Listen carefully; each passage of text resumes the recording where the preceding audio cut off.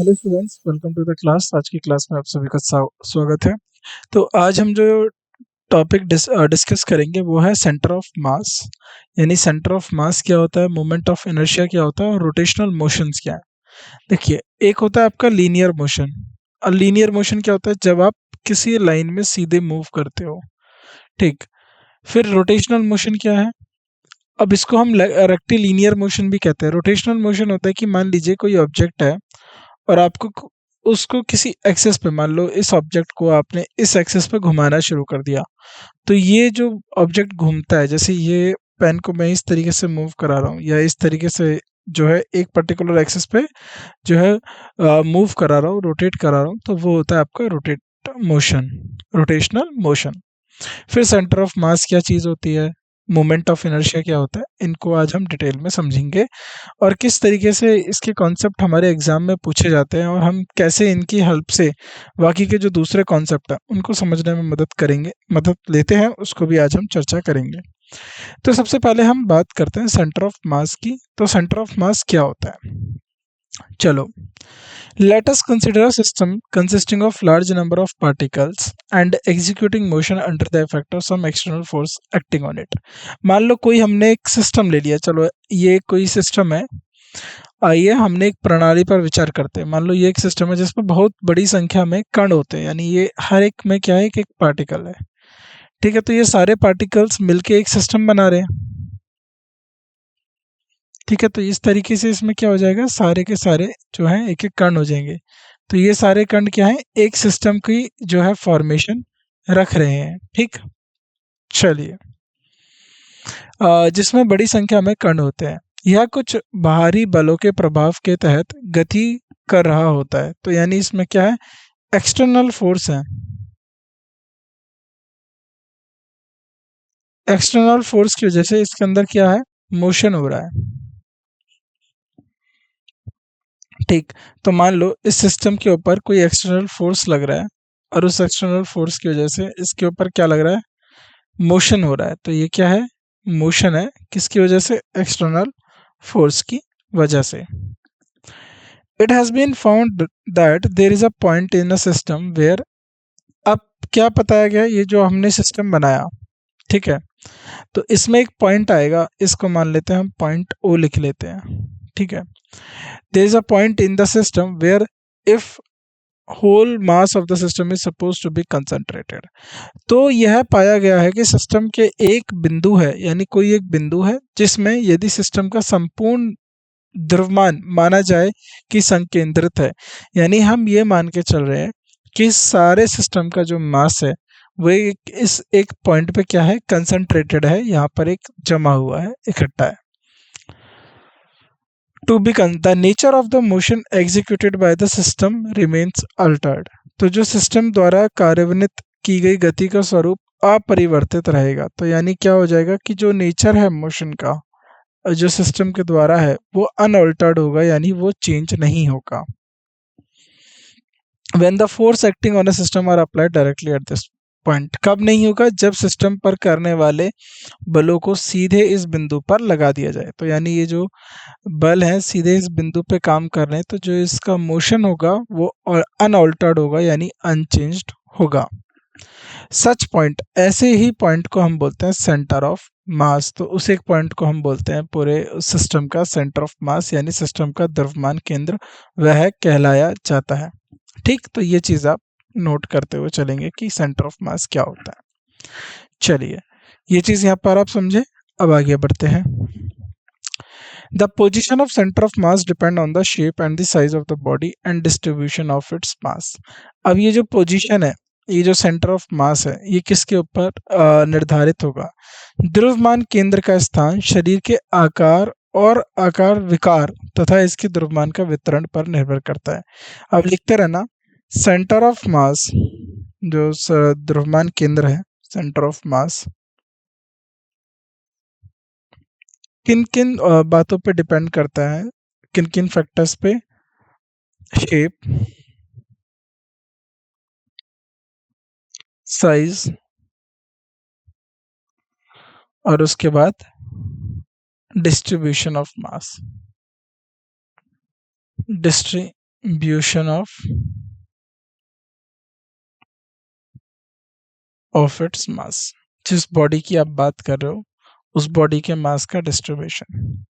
Hence it may within और outside the material of the body. तो ये कभी कभार देखो, ये बड़ा अटपटा लगेगा आपको ये जानने में कि जो सेंटर ऑफ मास होता है ये लोकेशन क्या होती है। देखो, सेंटर ऑफ मास हमेशा बॉडी के इनसाइड नहीं होगा, ये दोनों जगह हो सकता है। या तो बॉडी के इनसाइड हो सकता है, यानी हम बात करें with in the material, with in the body, या फिर हम बात करें तो outside of the body.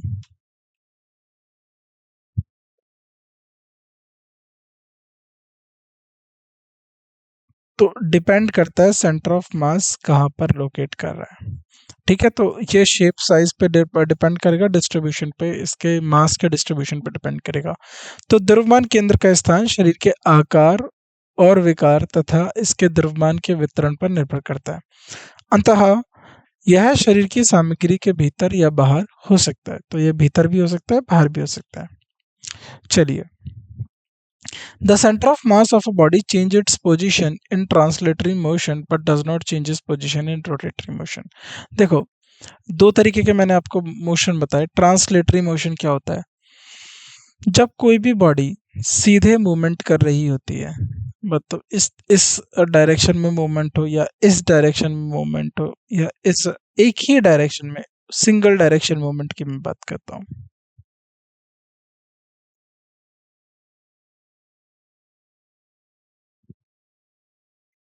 Movement, या फिर इसको मैं और रिफाइंड होके कहूँ तो लीनियर मूवमेंट। लीनियर मूवमेंट की बात हम जब कर रहे हो,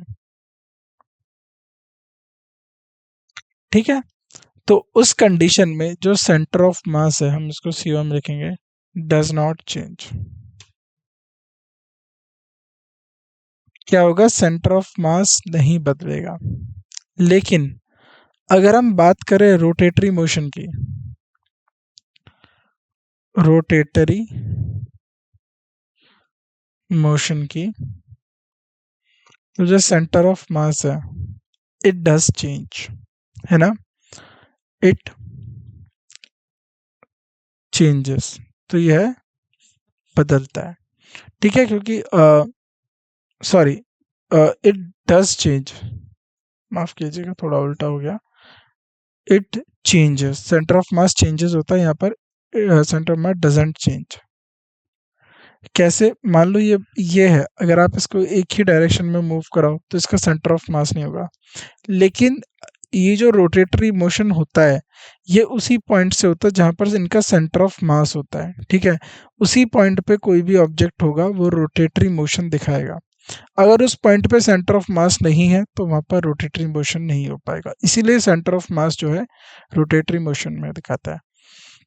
अब हम कुछ जो बॉडी है उनकी बात कर लेते हैं। Position of centre of mass of homogeneous bodies of regular shape. तो समानांतर नियमित आकार के घनत्व वाले शरीरों के द्रव्यमान केंद्र का स्थान। तो हम उनकी थोड़ी चर्चा कर लेते हैं। जो समानांतर नियमित आकार के हैं उनके घनत्व हैं, यानी वॉल्यूम वाले हैं, उनके द्रव्यमान केंद्र का स्थान कहाँ होता है। अगर मैं बात करूँ सॉलिड स्फीयर की, मान लो जैसे ये सॉलिड स्फीयर है। सॉलिड स्फीयर का मतलब एक ठोस गोला ले लीजिए या कोई गोल वस्तु ले लीजिए जो बिल्कुल अंदर से ठोस हो, जैसे कि एक क्रिकेट बॉल हो गई, ठीक। कौन सी? लेदर वाली, जो अंदर से ठोस रहती है। अब फुटबॉल क्या होगी? वो अंदर से हॉलो होती है, क्योंकि उसके अंदर क्या होता है, उसके अंदर हवा रहती है, ठीक है।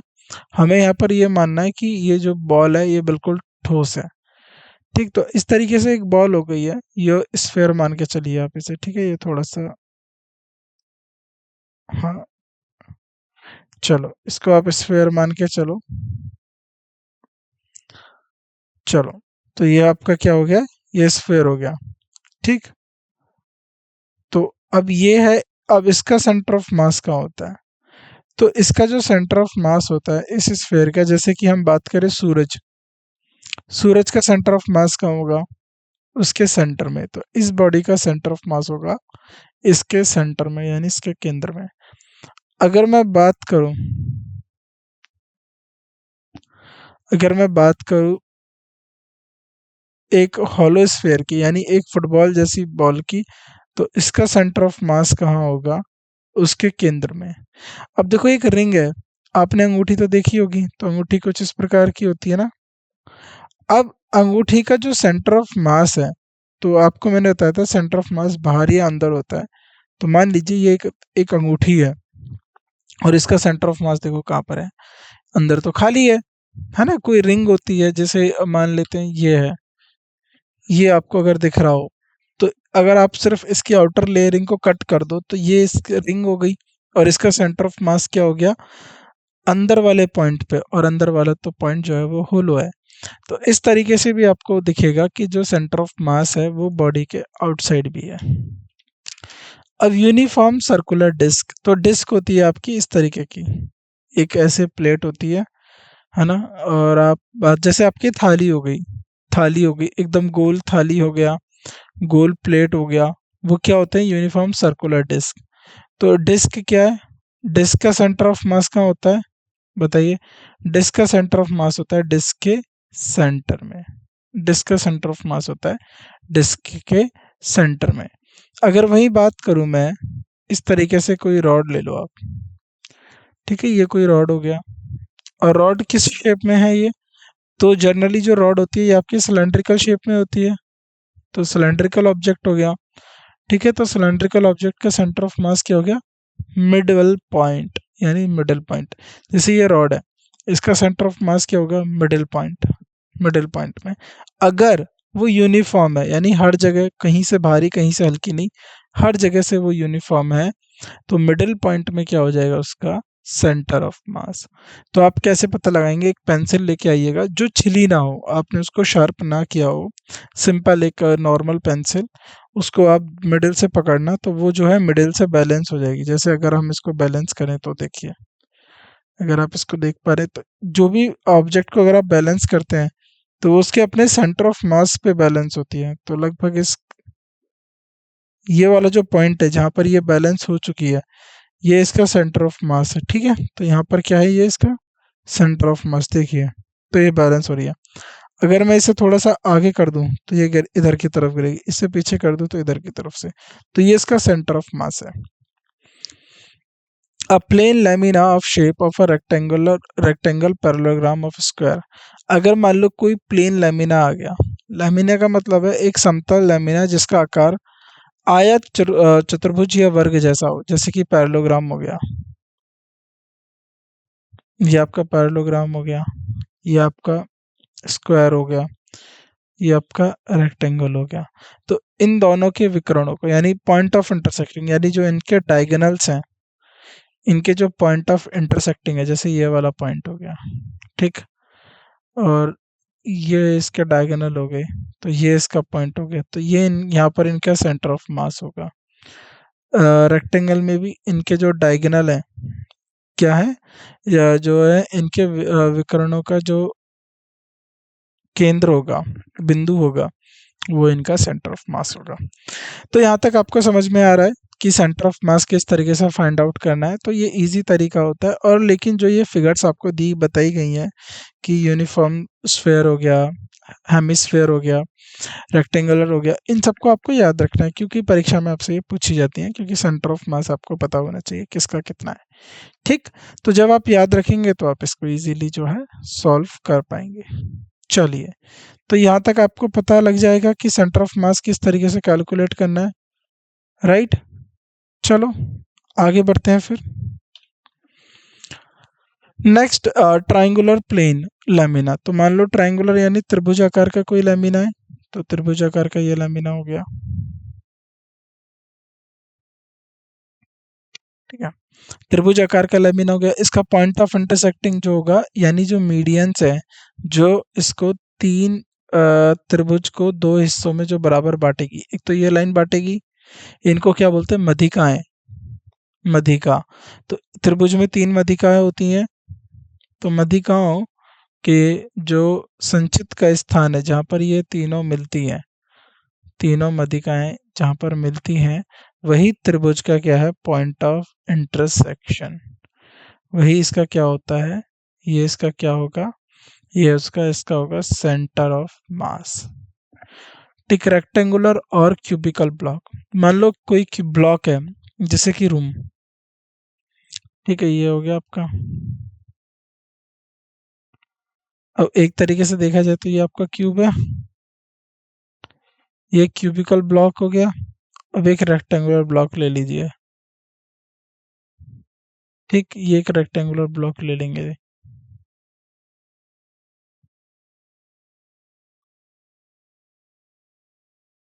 ठीक, ये एक रेक्टेंगुलर ब्लॉक।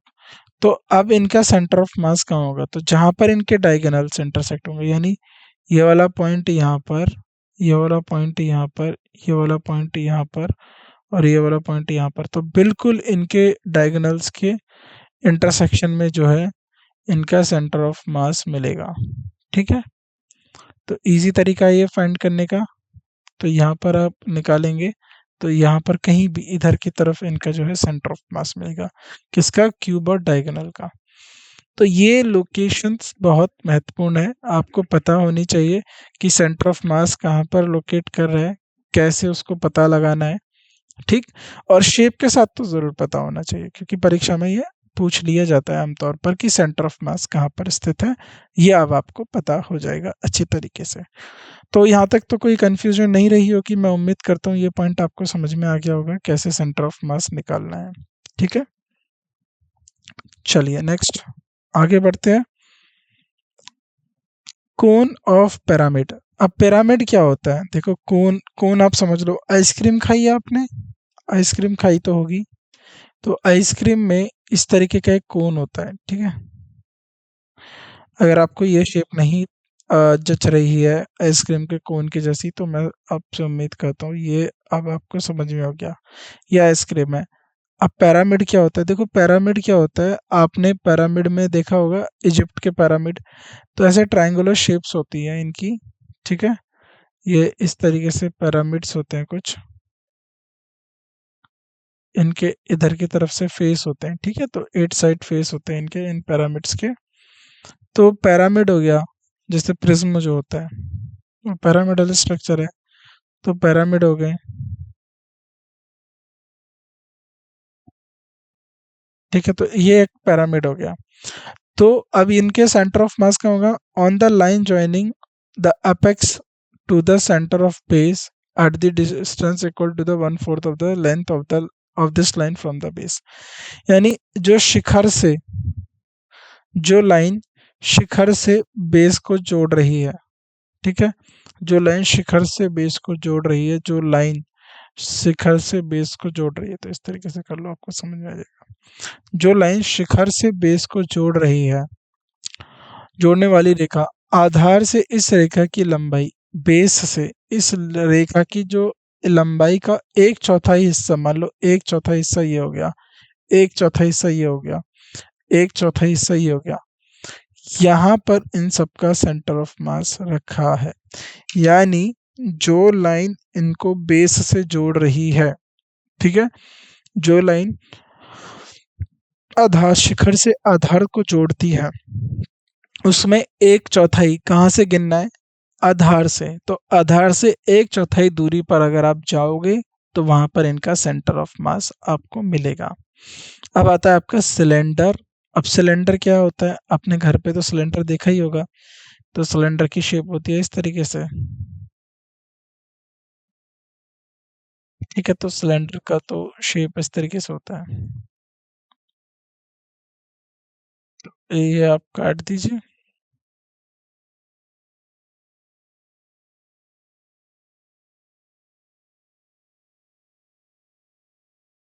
ठीक। तो ये देखो यहाँ पर, अब ये मान लो ये बेस है और इस बेस को इस वाली लाइन जो जोड़ रही है, ठीक है, तो क्या है, सेंटर ऑफ मास कहाँ पर है, दूरी के मध्य बिंदु पर, तो यहाँ पर दूरी के मध्य बिंदु पर, यानी एक्सिस के मिडिल पॉइंट पर, तो ये हो जाएगा आपका सेंटर ऑफ मास सिलेंडर में। तो कोन में पता चल गया कहाँ होता है सेंटर ऑफ मास, पिरामिड में पता चल गया और सिलेंडर में पता चल गया कहाँ होता है सेंटर ऑफ मास। अब आप देखना है, अब मैंने आपको स्टार्टिंग में ही समझाया था, तो centre of mass of a body में लाई आउटसाइड ऑफ द बॉडी। तो ये चीज़ मैंने आपको बताई भी थी और हमने स्टार्टिंग में ही पढ़ा था कि शरीर का द्रव्यमान केंद्र शरीर के बाहर भी हो सकता है। तो जो बॉडी है उसके आउटसाइड में भी उसका द्रव्यमान केंद्र हो सकता है। वो भी आपको याद रख के चलना है कि शरीर के बाहर कहाँ पर जो है इसका सेंटर ऑफ मास लाई कर रहा है। उदाहरण के तौर पे देखिए एग्जाम्पल में सर्कुलर रिंग। तो वृत्तकार अंगूठी जो होती है वो हमारे सेंटर ऑफ मास जो होता है वृत्तकार अंगूठी, तो अंगूठी लगभग इस तरीके से होगी आपकी।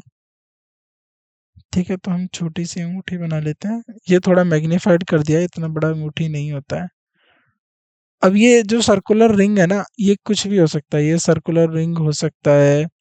और इसमें चाहे आप हाथ के कंगन, चूड़ियाँ आप ले लीजिए, ठीक है, कंगन ले लीजिए, कोई भी सर्कुलर रिंग ले लीजिए जो क्या है साइड से तो इस तरीके से फिल्ड है ना। अंगूठी इस तरीके से तो यहाँ साइड से तो सॉलिड होती है, लेकिन इसका जो सेंटर ऑफ मास है वो कहाँ होता है? इसका सेंटर ऑफ मास जो होता है इसके सेंटर में इसका जो है सेंटर ऑफ मास मिलेगा रिंग का। और ये जरा देखो, बॉडी तो ये है इसकी, तो ये क्या है? Outside of the body, outside of the ring. तो रिंग के बाहर, तो कहा जाए तो रिंग जो होती है, अंगूठी जो होती है, रिंग जो होती है, उसका जो सेंटर ऑफ मास होता है वो बॉडी के बाहर होता है। तो इस वाले पॉइंट को आप याद रख के चलेंगे, ये इंपॉर्टेंट पॉइंट है। Next, the center of mass of a system of two particle always lies between the two particles and the line joining them। देखो, मान लो कोई दो सिस्टम है या कोई दो बॉडी है इस तरीके से, या फिर हम इस तरीके से बात करें, दो कणों की प्रणाली की द्रव्यमान केंद्र हमेशा दोनों कणों के बीच और उन्हें जोड़ने वाली रेखा पे होते हैं। ये दो पॉइंट है, इन दो पॉइंटों को जोड़ने के लिए बीच में से एक रेखा जा रही है। ठीक है, अब आपको बताना है कि इसका सेंटर ऑफ मास कहाँ पर लाई करेगा। तो देखो, the centre of mass of a system of two particle, तो यानी कोई भी ऐसा सिस्टम है, टू पार्टिकल सिस्टम है ना, दो प्रणाली का द्रव्यमान, दो कणों के एक प्रणाली का द्रव्यमान केंद्र हमेशा कहाँ होगा?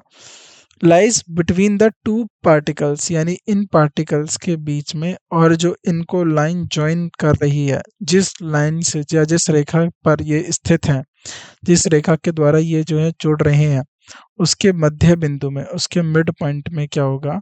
इनका सेंटर ऑफ मास होगा। इन एन आइसोलेटेड सिस्टम, अब कोई आइसोलेटेड सिस्टम है, यानी एकल अलग प्रणाली है या एकल प्रणाली है जिसपे किसी भी प्रकार का कोई भी बाहरी प्रभाव नहीं पड़ रहा है। ठीक है, तो कोई एकल प्रणाली है जिसपे किसी भी प्रकार का कोई बाहरी प्रभाव नहीं है, उसमें हमें बात करना है कि सेंटर ऑफ मास कहाँ पर होगा। No external force acting on the system. Isolated यानी एकल प्रणाली हम क्यों लेते हैं? आइसोलेटेड सिस्टम के पीछे का राज क्या है? इसके पीछे का राज है नो एक्सटर्नल फोर्स, यानी कोई भी बाह्य बल नहीं लगना चाहिए, यानी कोई भी बाहर का बल नहीं लगना चाहिए। ठीक है, तो कोई बाह्य बल नहीं कार्य कर रहा है। The centre of mass of a system moves with the uniform velocity. अगर कोई भी एक्सटर्नल फोर्स नहीं है तो जो सेंटर ऑफ मास होता है वो यूनिफॉर्म वेलोसिटी के साथ, यानी प्रणाली का द्रव्यमान केंद्र समान वेग से चलता है। यानी ये जो मूव करेगा, इसकी जो मूवमेंट होगी, सेंटर ऑफ मास की जो मूवमेंट होगी वो कैसे होगी? Uniform velocity. कोई एक्सटर्नल फोर्स लगना नहीं चाहिए, कंडीशन पहले ही ऊपर दी हुई है कि जो प्रणाली है, जो सिस्टम है, वो आइसोलेटेड होना चाहिए, उसके ऊपर कोई भी अलग से एक्सटर्नल फोर्स काम नहीं करना चाहिए। राइट, तो यहाँ पर ये हमारा सिस्टम समझ में मतलब ये हमारा चैप्टर समझ में आ गया होगा आपको। मैं उम्मीद करता हूँ सेंटर ऑफ मास क्या होता है, मोमेंट ऑफ इनर्शिया, इसको हम आगे देखेंगे, रोटेशनल मोशन इसको भी हम आगे पढ़ेंगे। तो ये सारी बातें जो आपको बताई गई हैं अच्छे से समझ में आ गई होंगी। बाकी आने वाली क्लासेस में हम दूसरी और चीज़ों को लेकर भी आपके साथ चर्चा करेंगे। तो आज के लेक्चर में बस इतना ही, आपसे मुलाकात होती है अब अगले लेक्चर में। धन्यवाद आप सभी का आज के इस लेक्चर में उपस्थित होने के लिए। Thank you so much.